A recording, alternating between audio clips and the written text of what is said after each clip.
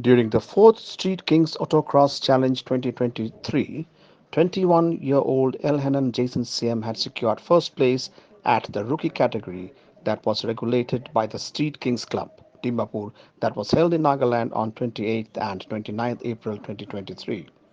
Following in the race was Isynei Hing, who secured second position, while Alex Suoho secured third position in the race.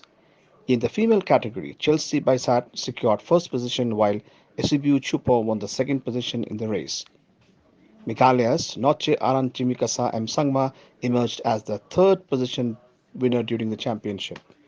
In the open category, Ronan Baisley Rimbai emerged as winner, while Misal Sanbare, Brandon Baisdi Rimbai, Basau Sheldon Sinna, and Hokavi Kiba secured the second, third, and fourth and fifth during the championship.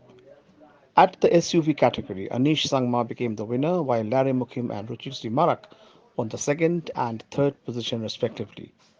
A total of 91 individuals took part in the championship this year.